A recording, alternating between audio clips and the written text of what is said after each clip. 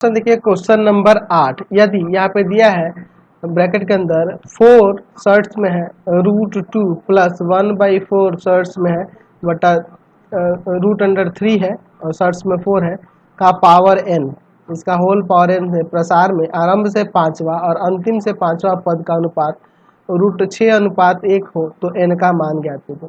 अच्छा, इसका आरंभ से है ना, लिखेंगे √2 4√2 शर्ट्स में है 4 आपका 4√2 प्लस 1/4√3 के पावर n के प्रसार में आरंभ से पांचवा पद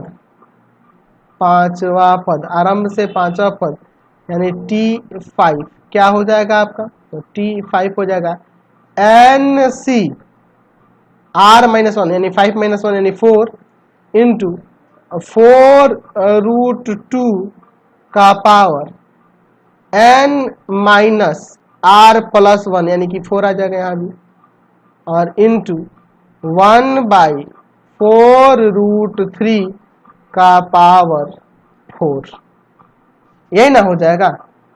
R-1 यहाँ होता है ना जी, आप फॉर्मूला नहीं जानते हो इसका, मैंने बता रखा है ना कि आरवेट टर्म के लिए NCR-1 A का power n minus R+1 into B का पावर R-1। तो पांचवा पद के लिए तो यहाँ 4 ही ना होगा, 4 R-1 यानी कि 5 में से गया 4, समझ रहे ना बात को।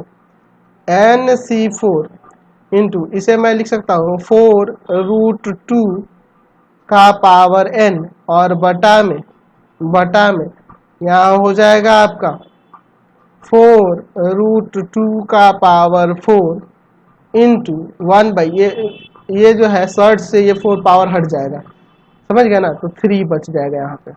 चलिए यहाँ भी वही हाल होगा, तो यहाँ से आ जाएगा NC4 4√2 का पावर n और बटा में यहाँ पे 2 बचेगा और यहाँ इंटू में 1/3 यानी कि NC4 इंटू 4√2 का पावर n और बटा में 6, इसे हम लोग लिख सकते हैं। तो फिर कह रहा है अंत से पांचवा पद, तो अंत से पांचवा पद क्या हो जाएगा, अंत से पांचवा पद तो उसे हम लोग लिख सकते हैं।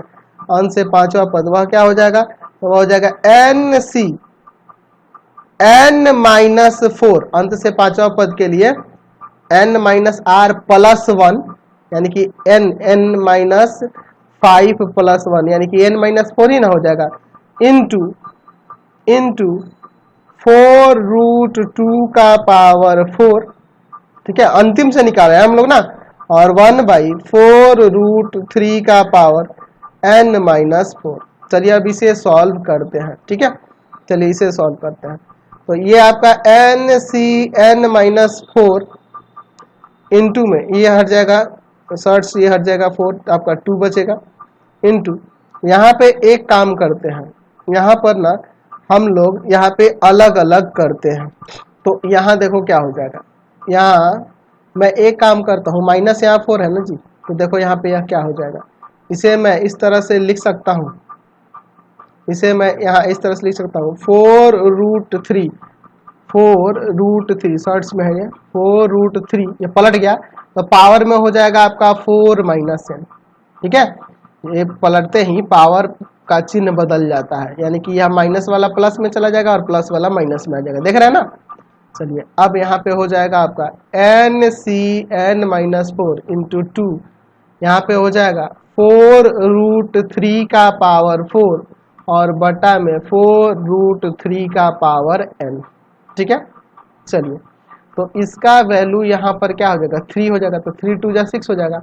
NCn-4 इंटू 6 बटा, ये समझ गए ना, ये 3 आ जाएगा, 3×2 = 6 और बटा में 4√3 का पावर n, यही ना होगा आपका। अब चूंकि आपके क्वेश्चन में दोनों का अनुपात √6:1 दिया है, तो यहाँ पर हम लोग क्या करते हैं, दोनों का अनुपात दिखा देते हैं। तो यह है NC4 4√2 का पावर n/6, इसलिए यहाँ पे कर देते हैं NC4 है ना 4√2 का पावर n बटा में 6, देख लेते हैं। 4√2 का पावर n बटा में 6 अनुपात n-4 इंटू 6 बटा में 4√3 का पावर n बराबर में √6/1। यही ना दिया हुआ है आपके पास। तो ये तो आगे इसे सॉल्व करते हैं हम लोग। तो आपको पता ही है यहाँ क्या हो जाएगा, n(c4) है तो ये आपको पता है ये इसके बराबर हो जाएगा। चलो इसको चेंज कर दो, n का फैक्टोरियल बटा में 4 का फैक्टोरियल इंटू n-4 का फैक्टोरियल, और इंटू यहाँ पे मैं इसे लिख सकता हूँ 2 का पावर n/4 बटा में 6, ठीक है। और इसके बटा में इसको लिख देंगे n का फैक्टोरियल बटा में n-4 का फैक्टोरियल और इंटू में n-n प्लस 4 का फैक्टोरियल, ठीक है। और इंटू में आपका है 6 बटा में 3 का पावर n/4 बराबर में √6/1। देखिए n के फैक्टोरियल से n का फैक्टोरियल और यहाँ n-4 से n-4 ये कट गया, आपका 4 का फैक्टोरियल बचेगा, यह भी इससे हट जाएगा, ये हट जाएगा, ठीक है। 4 का फैक्टोरियल है, यहाँ भी 4 का फैक्टोरियल हट जाएगा।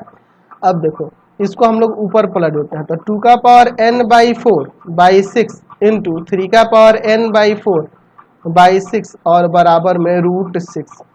चलिए तो यहाँ हो जाएगा यह 3 2 6, 6 का पावर n/4 और बटा में ये नीचे 6 का स्क्वायर है और यहाँ 6 का पावर 1/2 इसे लिख सकते हैं, या 6 का स्क्वायर जाके वहाँ पे गुना करेगा तो पावर जुड़ जाता है। तो 6 का पावर n/4 बराबर में 6 का पावर कितना हो जाएगा 5/2, यही ना हो जाएगा।